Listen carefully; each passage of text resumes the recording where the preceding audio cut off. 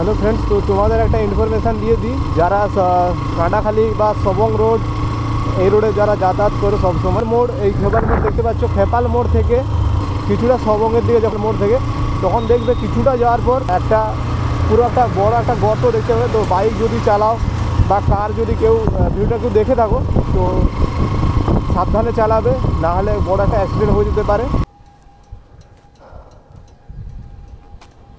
দেখতে পাচ্ছ খেপাল থেকে আসলে, খেপাল মোড় থেকে কাঁটাখালি থেকে বা সব মহার থেকে যখন আসবে তখন দেখতে পাবে যে খেপাল পেরিয়ে কিছুটা পেরিয়ে আসলে দেখতে পাবে, তোমরা দেখতে পাচ্ছ একটা বড়।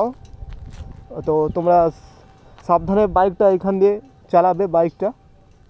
আর সবং থেকে আসলে, সবং থেকে কাঁটাখালি মহারের দিকে আসলে তো দেখতে পাবে তোমরা, তো বাইকটা খুব সাবধানে চালিও।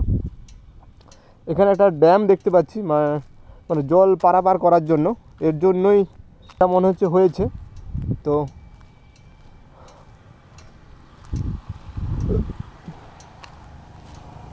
দেখতে থাকো,